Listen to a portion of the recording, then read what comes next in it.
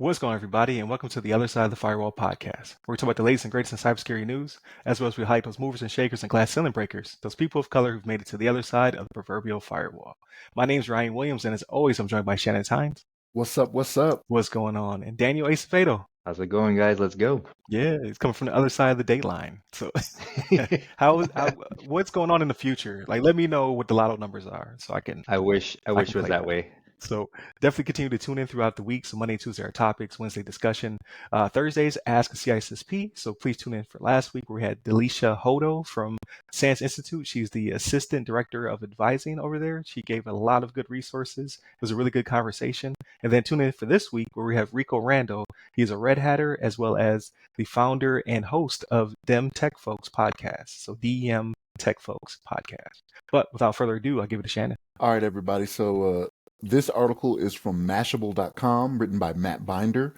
And the title of this one is Ticketmaster Hacked. Breach affects more than 500 million, yes, with a B, users, right? And I added the with the B part, right? So, so emails, phone numbers, addresses, some financial details. So when we say some financial details, they say it's just the last four of the credit card numbers, which is still more than probably what you want out there, right? But that's the information that's been spoofed by a hacker group, right? So here's the thing, right? So Ticketmaster's been getting a bad rep lately, right? And I feel a little differently from some people, maybe even on this podcast, right?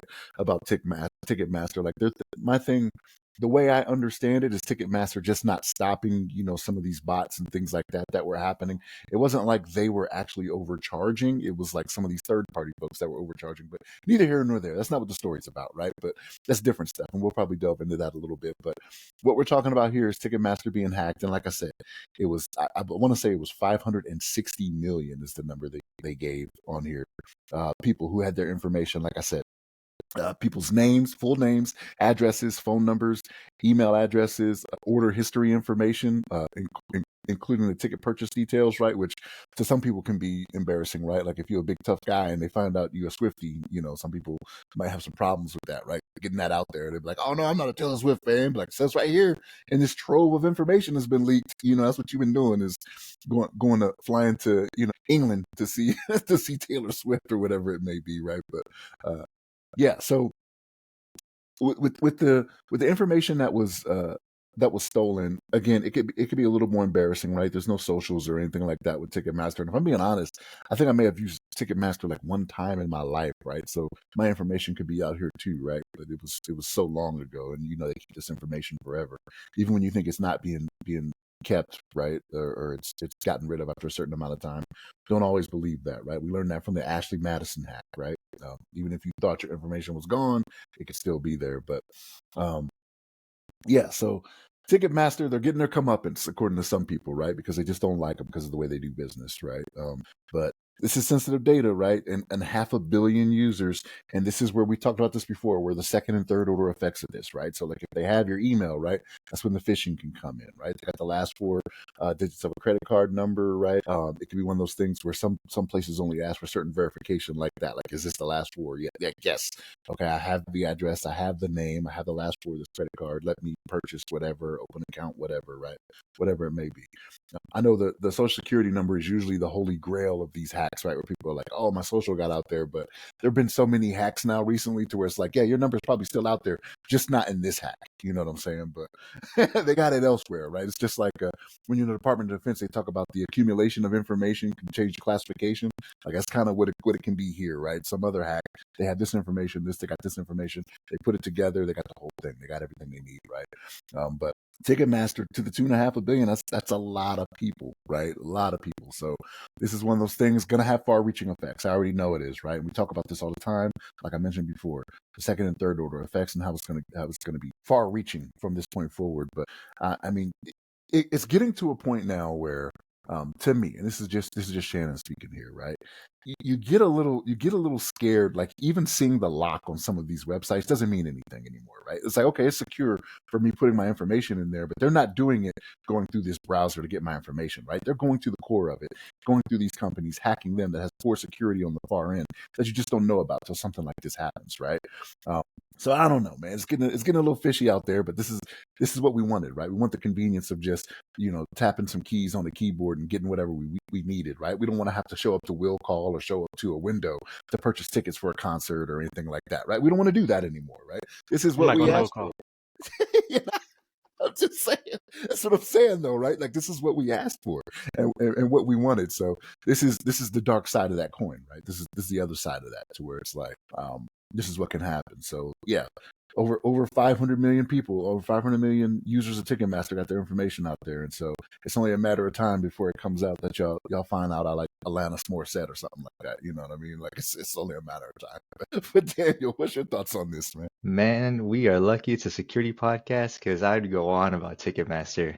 I was gonna say good for them they got hacked, but you know what? They're not the ones that are getting affected. Their name's through the mud already. This is actually, affects all the users. Actually, until you mentioned it again, I didn't realize how many users. Like 500 million, that's a lot of people. And I think you hit the nail on the head there, where when you start aggregating some of this PII together, that's where these phishing attempts get real easy. So the Mashable article talks about sensitive data. In my mind, reading through what's out there, I'm like, it's not really that sensitive, but they're selling this on the dark web, right?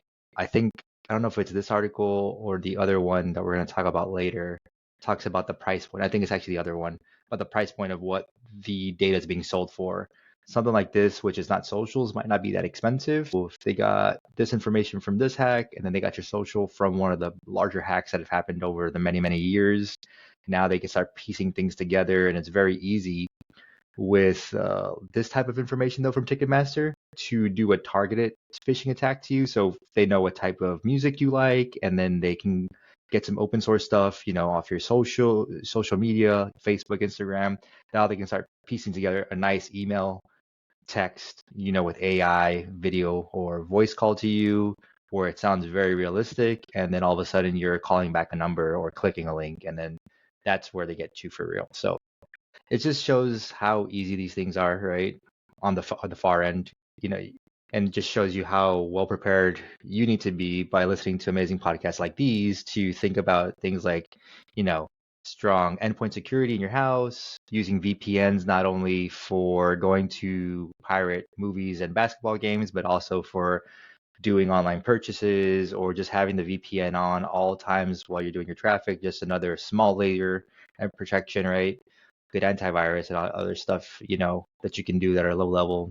Just do the 15-30 minute YouTube deep dive on like what you can do for yourself to protect yourself from these low level things, because the other end, like Ticketmaster, they're not doing their end apparently. So you have to do what you need to do to protect you and your family. So that's what I think, Ryan. What do you think? No, I think you guys bring up a lot of good points, especially the aggregate data, because yeah, the accumulation of data like makes it more classified in the DoD sector, but just out here for regular people, right? Just think about all the things that are already out there on the internet for you, like just public sector stuff, right? Like how much you bought your house for, what your address is. It just goes very deep with all this public information that's just available to a portal somewhere. And then you add in all this other stuff like the Ticketmaster stuff. But before I go any further, like, share, subscribe. We're trying to get to 500 subscribers. We're at like 403-ish, 404. So we just need another, 100 people to sign up before the end of the month. Not asking for too much, but please share us with your friends. We had a really good month. I think we had 1,500 downloads last month.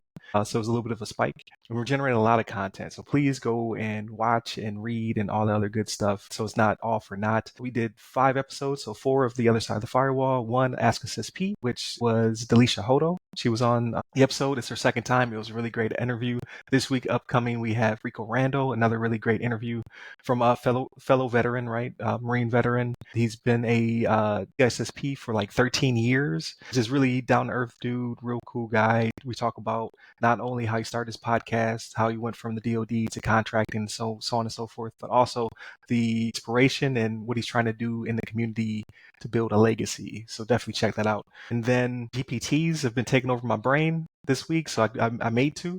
Like, so definitely check those out. They're on the marketplace. I had a friend, Alan Wesley, give me the courage to put them up because I was just continuously baking them, and he was like, just put it out there to the world, and then they'll bake it for you. Check out the Ask a CISSP GPT as well as the GRC Evaluator, which is both of those are ongoing. I'm constantly every day I'm tinkering with them to make them better. I need your feedback though, and then just all the other content. Right, I was lucky enough to be on the first episode of Tech Tuesdays by Brian Odes. Definitely check that out. We talk about there's a lady, Dakisha Williams, how she's using GPTs for sales and marketing and public speaking. And then I talk a little bit about security and things of that nature. Check it out. All that to go back to Ticketmaster, which everyone hates. Everyone hates Ticketmaster and they hate Live Nation. And the combination of those two will destroy the world. It's not really their. So here's the thing. Here's my 2 cents, and I'm gonna go down the rabbit hole. I'm bringing back to what we're talking about security wise. They care that you don't like them, but they don't care enough to fix it because as these bots buy tickets and then resell them, they get a cut of the first ticket sales and then they get a cut of the secondhand ticket sales. So the more that these bots sell these tickets for, the better off Live Nation and Ticketmaster are. So it's a double-edged thing. Like, yeah, they care, they have feelings too. However, it's making them money. But I say to say, I don't know how it's still happening because I knew of a bill, but I didn't know if it passed or not. And it's called the S.3183 Bots Act of 2016. It was passed by the 114th Congress, which, the 114th Congress only lasted from 2015 to 2016, right? There's like every Congress only lasts so long. They passed the bill and it supposedly stopped the sale of tickets by bots because if they find out that you did it, it's a $16,000 fine. I don't think it worked because bots are gobbling up everything, especially during the pandemic. So I thought this bill had not passed yet, but apparently it did. So there's congressional mandates to stop these things from happening, yet they still continue to happen. But I said to say that if you already have a bad image, you already have a black eye from the public, you need to do better, Ticketmaster. Like, how are you giving up the data of 500 million people when they begrudgingly use your site anyway? So like all this is going to do is put more focus back on you by Congress. They've already passed a bill specifically for you in that type of industry, and it goes into sneaker sales, it goes into tech, it goes like there's a lot of things that bots have been gobbling up, especially during the pandemic. Like I couldn't get a PS5, I couldn't get an Xbox. It took me a year to get those things because I was battling bots to get to it. I'm not a sneakerhead, but I hear it's still bad over there.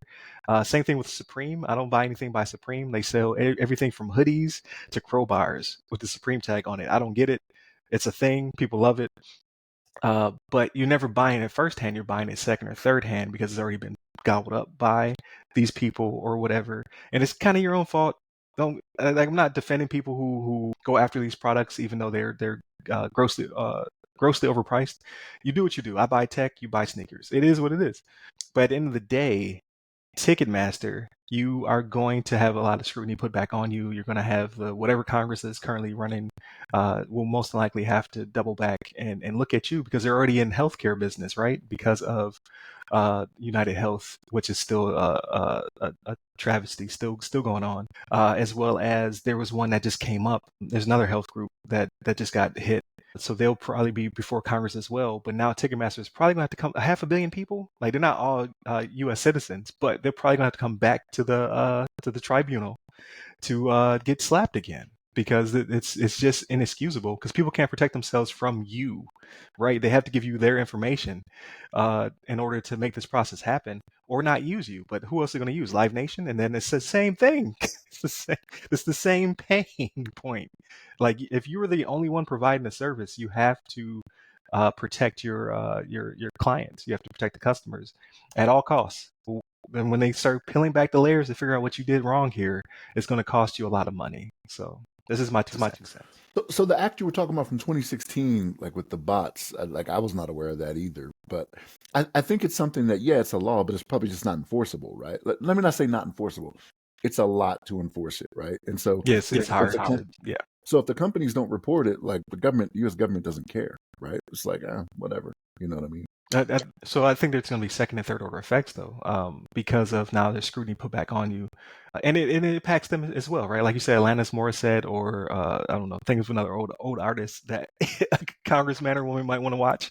It impacts them as well when their pages are going out there buying their tickets. They're dealing with these bots and complaining, and or just having their information out there. Like, so there's going to be uh, a forum or something's going to be stood up, right? Like Breach Forums was taken down, and it's back, by the way, but it'll be put somewhere where they'll be able to search themselves and be able to find out that, yeah, they got the keys to the kingdom again.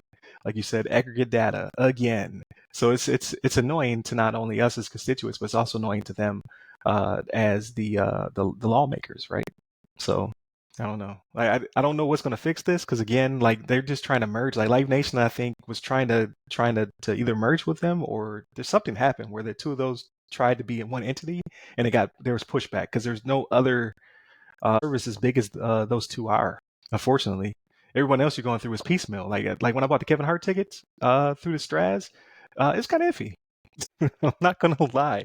It's sad to see, and I'm sure I'm wrapped up in it, because at some point I bought tickets through Ticketmaster within the past 5 years, probably. So, with that being said, please continue to tune in throughout the week. Again, Monday, Tuesday are topics, Wednesday discussion, Thursdays Ask a CISSP. Definitely check out last week with Delisha Hodo, this week with Rico Rando, and then I have a few more already booked throughout June and going into July. So very fortunate. Thank you for wanting to stop by the show.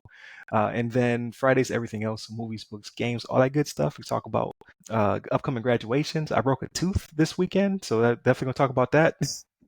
I'm suffering through, but hit up all the websites to go by our name. Give me a personally. I'm at RyRy Security Guy. That's RYRY Security Guy. You can find me on LinkedIn, Clubhouse, Twitter, Threads, Medium, TikTok, every platform you can think of.